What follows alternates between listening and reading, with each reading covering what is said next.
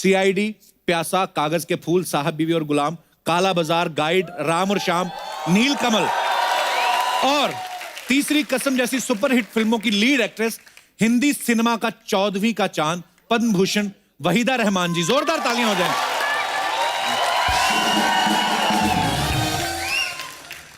वहीदा जी, आपका बहुत बहुत स्वागत है हमारे शो में।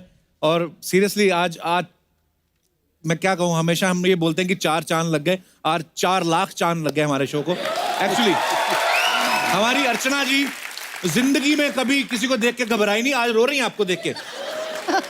ये मोहब्बत है आपके लिए। What's the matter with you? Why, my darling?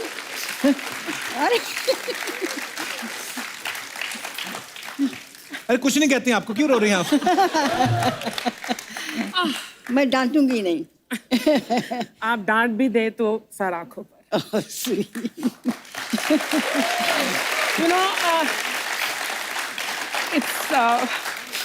it's very embarrassing कि इतने सालों के, मतलब आपने तो ऑफ कोर्स कितना काम किया, लेकिन मैंने भी कुछ काम नहीं काम किया। मेरे almost 3.5 decades I've been in this industry और आपसे मिलने का पहले सौभाग्य हुआ है मुझे, लेकिन आज इस मंच पर आपको देखकर और the fact that मुझे उस कुर्सी पर बैठना गवारा नहीं, बिकॉज आप यहाँ पर इस मंच पर हैं। And we've grown up seeing Waheeda ji perform and it's embarrassing कि इतने सारे actors को मिलने के बाद। Now I won't take more of your time because ये बहुत emotionally, I know it's a comedy show and मैंने बहुत emotional बना दिया। I'm going to go back there, but it's such a pleasure being here with you. Thank you so much.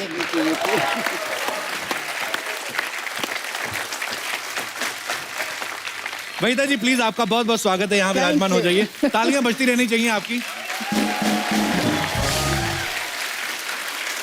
आज की हमारी दूसरी मेहमान हैं वो जिन्होंने दिल दे के देखो, जब प्यार किसी से होता है, फिर वही दिल लाया हूं, तीसरी मंजिल, लव इन टोक्यो, 2 बदन, आए दिन बहार के, कटी पतंग, आन मिलो सजना जैसी सुपर डुपर हिट फिल्मों में काम करके अपने फन से करोड़ों लोगों को एंटरटेन किया। आ रही हैं गुड़िया जापान की the very beautiful Padmashri Asha Parekh जी।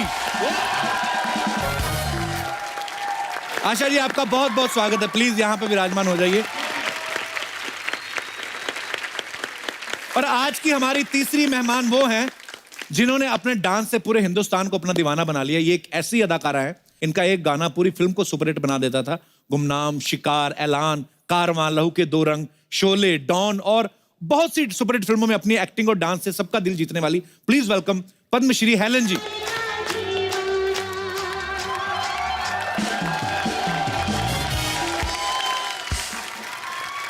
आइए मैम, आइए। मुझे पता है आज आपके दिल में बहुत सारी बातें जो आप करने वाली हैं, so please ma'am. Asha ji, I am so honored to meet you. So honored. After a long time we are meeting. I'm such a big fan of yours. Helen ji. Hi, my darling. You know, Helen ji, I want to say एक चीज़ जो मैंने कभी किसी से शायद share भी नहीं की, कि अगर मैं आज इस इंडस्ट्री में हूँ तो हेलन जी की वजह से। क्योंकि जब मैं छोटी थी और मैं आपके गाने और डांस और आपकी एक्टिंग देखती थी स्क्रीन पर, तो मैं इतना मेस्मराइज्ड और उस ग्लैमर से इतना अट्रैक्टेड थी। तो मैं बोलती थी कि वन डे मैं भी उस पर्दे पर आना चाहती हूँ। तो it's because of you. Thank you so much.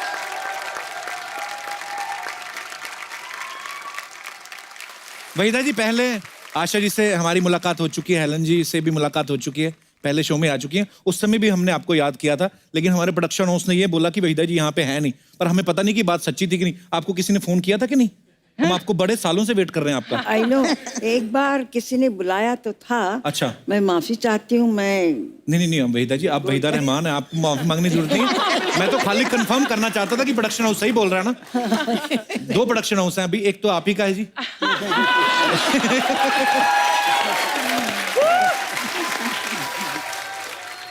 Hindi cinema में आपका कंट्रीब्यूशन जो है कोई भुला नहीं सकता। मैम, एक बात जो सबके दिलों में है, सब जानना चाहते हैं कि फिल्मों में ब्रेक कैसे मिला आप लोगों को? मैं बहुत लकी थी। अच्छा जी। और मैं भारतनाट्यम सीखा था मैंने, तो स्टेज पे परफॉर्म करती थी। अच्छा जी। तो उस वक्त सारी रीजनल फिल्में सब चेन्नई में बनती थी। अच्छा जी। तो किसी ने मेरी तस्वीर देखी तो मुझे ऑफर आने लगे घर बैठे, और मैं 13 साल की थी, तो मेरे पेरेंट्स ने कहा टू सून, मतलब बहुत जी। छोटी है, ना इधर की ना उधर की। तो फिर एक तेलुगु फिल्म में मैंने डांस किया, फोक अच्छा जी। डांस। वो लकीली बहुत बहुत बहुत मशहूर हुआ। अच्छा जी। तो उसके बाद बस एक तेलुगु फिल्म थी, उसमें लीड रोल किया ऑपोजिट एनटी रामाराव, जो आंध्र प्रदेश अच्छा जी, जी, जी। सीएम थे। उसके बाद गुरुदत्त जी मिले मुझसे हैदराबाद में। अच्छा जी। तो फिर उन्होंने मुझे बॉम्बे बुलाया, फिर इट्स हिस्ट्री। वाह, ग्रेट। और आशा जी, आप कैसे आए फिल्मों में? मैं स्टेज पे परफॉर्म किया करती थी। अच्छा जी। और लेट बिमल रॉय ने मुझे डांस करते हुए देखा। मैं 9-10 साल की थी। अच्छा जी। तो उन्होंने देखा और मुझे बुलाया, फिल्म में काम करोगी? मैंने ऐसे ही कह दिया हाँ करूँगी। अच्छा जी। तो इस तरह से माँ पिक्चर में मैंने एक छोटा सा रोल किया था। अच्छा जी। उसके बाद तो मैं बड़ी हो गई, स्कूल में जाती थी। तो गूंज उठी शहनाई के लिए विजय भट्ट जी ने मुझे बुलाया अच्छा जी। और कहा कि तुम्हें हीरोइन बना रहे, राजेंद्र कुमार जी हीरो है। तो 2 दिन की शूटिंग करने के बाद कहा कि नहीं, आप स्टार मटेरियल नहीं है, अच्छा। तो आप हम आपको नहीं ले सकते हैं। अच्छा। स्टार मटेरियल नहीं। तो हमको निकाल दिया गया। 1 हफ्ते में मुहूर्त था बहरूपिया का, और वहाँ एस मुखर्जी मिले, बोले कल फिल्मालय आ जाना। मैंने कहा अभी फिल्मालय क्या करना है, अभी तो मुझे डॉक्टर बनना है, मुझे तो नहीं जाना है। इसी तरह से वहाँ पहुँच गए। और फिर तो सबको मालूम है कि दिल दे के देखो कि हीरोइन बन गई।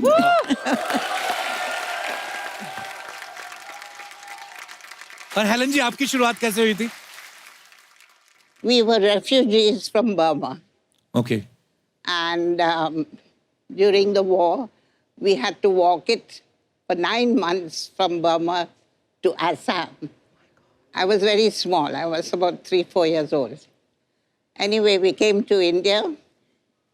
God was great. And I went to school. And while going to school, I started learning Manipuri, a little of Bharatanatyam, and Kathak. Just the fundamentals. Take, in case I was given a chance, I would know the stance of all these dances. उस ज़माने में कुकू जी बहुत बड़ी dancer and actress थी. अच्छा जी। And my mother requested her that मैं chorus में कम से कम join करूं, क्योंकि we needed the money very badly. We were living in one room. The Mori was in one room. और another thing I must tell you, जब भी गर्मी का दिन था, हम लोग चटाई को ठंडा करके जमीन पे लगा के नहा के, we never used to wipe ourselves, put our nightie and we go to sleep. Oh my God. So we've seen these lovely days, praise the Lord. Because of that, I'm here now. Thank you.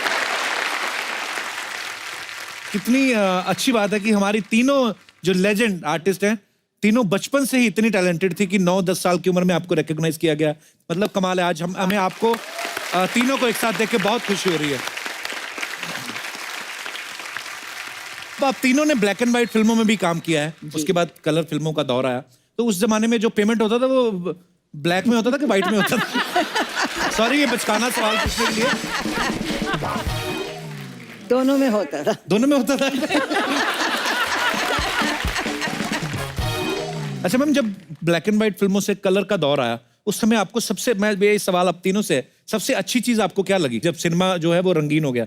मुझे बल्कि ठीक नहीं लगा, क्योंकि उस अच्छा। वक्त light बहुत ज्यादा इस्तेमाल करते थे। ओके। क्योंकि उनका फिल्म का एमल्शन कुछ कम था, ज्यादा था, something like that, technical thing. तो मुंह सारा जल जाता था। एक आइस बकेट में अच्छा। एक शामो लेदर कहते थे, उसको डाल के रखते थे, फिर मुंह पे लगाते रहते थे बिफोर द टेक। तो मैं कहती थी कहाँ फंस गए हम, इतनी ज्यादा गर्मी थी। और उस वक्त एसी तो थे ही नहीं कहीं भी, ना कमरों में ना स्टूडियो में। तो बुरा हाल होता था। मैं तो कहती कलर में शुरू कर दी पिक्चर, हाय मर गए। अच्छा। राशा जी, आपको अच्छा लगा जब रंगीन हो गया सिनेमा? पहली फिल्म जो मैंने की वो गेवा कलर की थी। अच्छा जी। हम हिंदुस्तानी। तो वो इतने बड़े बड़ी लाइट्स ले आते थे और वो लगा के, मुझे याद है मुझे ऐसे खड़े रहना था, कैमरा यहाँ था और वो लाइट यहाँ थी। अच्छा जी। शाम को देखा तो ये पूरा जल गया था। बाप रे। रिफ्लेक्टर्स इतने लगते थे, रिफ्लेक्टर्स ऐसे होते थे कि मेरी आंखें लाल हो जाती थी। जी। और लोग कहते थे हाँ तुम्हारी आंखें लाल कैसे होती है? अरे भैया शराब वराब पीती हो क्या है? तो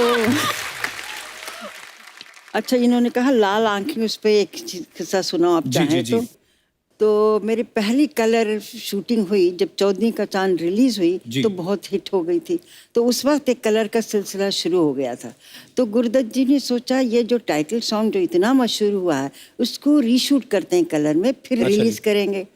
तो वही किया उन्होंने। फिर दोबारा उनको सेंसर करना पड़ा, दिखाना पड़ा। सेंसर बोर्ड ने कहा जी वो एक शॉट वहीदा जी वो मुड़ के देखती, वो काट दीजिए। ऐसे क्यों? मैं ऐसे ही हूँ, बस सिर्फ मुड़ के देखती हूँ। तो इन्होंने पूछा क्यों क्या है इसमें खराबी? तो बोले जब वो मुड़ के देखती उनकी आंखें लाल हो गई। तो हाँ साहब वो लाइट बहुत है तो लाल हो गई। जैसे इन्होंने कहा नहीं इसमें शी लुक्स वेरी सेंशियस। अच्छा। हाँ तो फिर गुरुदत्त जी ने कहा साहब ये मियाँ बीवी का सीन है और कुछ नहीं, ना लिपटे ना झिपटे ना हाथ पकड़ा, बेचारी यूं से यूं देखा।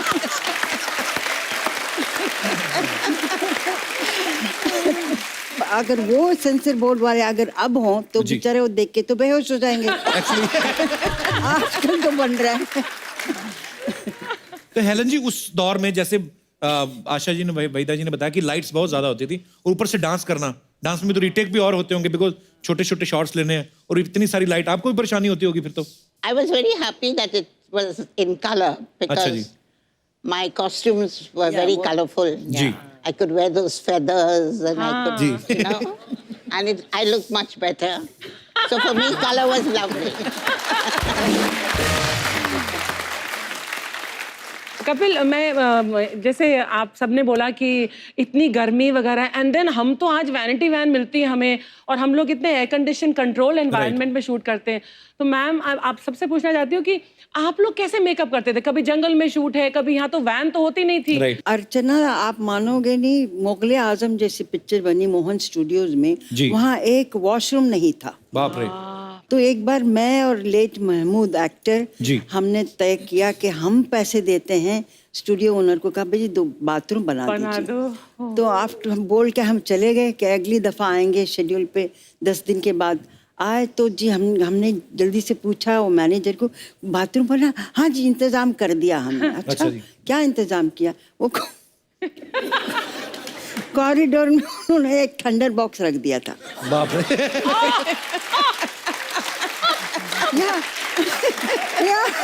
I said, oh my God, it's so terrible. बाप रे, कितना मुश्किल होता होगा उस समय, सारा दिन शूट करना, वॉशरूम ही नहीं है। हमने पानी पीना छोड़ दिया था। सुबह से शाम तक बाथरूम नहीं जाते थे। Oh my God. घर जाके बाथरूम जाते थे। अभी तक माशाल्लाह कितनी अच्छा है। हाँ। सीरियसली एक्चुअली आदमी को रोमांटिक सीन करना हो और ऊपर से बाथरूम आया हो तो आदमी कहाँ निकलेंगे एक्सप्रेशन एक्चुअली। सो हेलन जी को डांसिंग क्वीन, पता बहुत सारे ऐसे टाइटल दिए गए थे, ऐसे नाम दिए गए थे हेलन जी। जैसा कि मैंने पहले कहा कि एक ही गाना कभी कभी हेलन जी का पूरी फिल्म पे भारी पड़ जाता था। तो हेलन जी दूसरी जो हीरोइन होती थी फिल्म में और आप आके एक गाने में वाह लूट लेती थी, तो उनको जेलसी फील नहीं होती थी कि आ गई हेलन जी, अब ये सारा मेला लूट के ले जाएंगे? By the grace of God, I've been very good with all the heroines in the movie. They loved me, literally they cared for me. There was no jealousy. I worked with Asha ji. Were you jealous of me? No. If I was jealous, I wouldn't be friends with you. अच्छा आशा जी, आपकी जब आपकी film में silver jubilee होती थी, golden, आपको jubilee girl भी नाम दिया गया था आपके फैंस के द्वारा। तो जब सिल्वर जुबली होती थी फिल्में, गोल्डन जुबली होती थी, उसके बाद आपने फिल्मों की क्वांटिटी बढ़ाई थी या पेमेंट ही बढ़ाई थी सिर्फ? क्वांटिटी तो बढ़ा नहीं सकते थे क्योंकि हम लोग 9:30 to 6:30 की शिफ्ट करते थे और फिर 7 बजे मैं पहुंच जाती थी स्टेज पे, मेरे बैलेज होते थे तो फिर डांस करना शुरू कर देती थी। 3.5 घंटे का बैले होता था, वो ख़त्म करके फिर घर जाती थी। तो क्वांटम तो बढ़ा नहीं सकती थी, हाँ पैसे तो बढ़ा सकती थी।